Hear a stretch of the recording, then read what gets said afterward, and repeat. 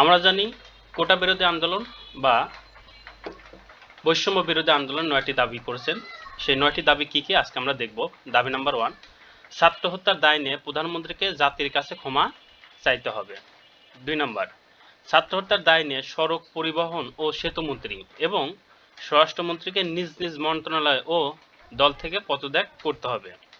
৩ নম্বর, যেসব এলাকায় ছাত্র হত্যার ঘটনা ঘটেছে সেখানকার পুলিশের ডিআইজি ও পুলিশ সুপারকে বরখাস্ত করতে হবে। দাবি নাম্বার ৪, ঢাকা বিশ্ববিদ্যালয়, রাজশাহী বিশ্ববিদ্যালয়, জাহাঙ্গীরনগর বিশ্ববিদ্যালয় ও বরিশাল বিশ্ববিদ্যালয়ের উপাচার্য ও প্রক্টরকে পদত্যাগ করতে হবে। দাবি নাম্বার ৫, নিহত ও আহত শিক্ষার্থীদের ক্ষতিপূরণ দিতে হবে। দাবি নাম্বার ৬, ছাত্র হত্যার দায়ে অভিযুক্ত পুলিশ ও ক্ষমতাসীন দলের সন্ত্রাসীদের আটক ও হত্যা মামলা দায়ের করতে হবে।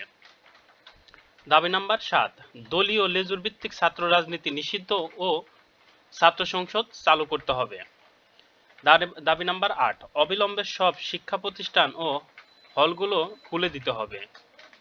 দাবি নাম্বার ৯, আন্দোলনের অংশ নেওয়া সব শিক্ষার্থী যেন একাডেমি ও প্রশাসনিক কোনো হয়রানির শিকার না হয় তা নিশ্চিত করতে হবে। আপনারা কি মনে করেন যে দাবিগুলো সরকার মেনে নেবে কখনো? যার যা মনে হয় তাই কমেন্টসে জানিয়ে দেন।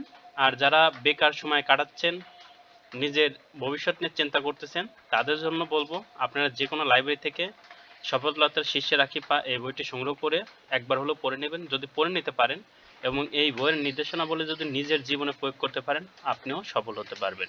সবার জন্য শুভকামনা রইল। আল্লাহ হাফেজ। অবশ্যই চ্যানেলটি সাবস্ক্রাইব করবেন।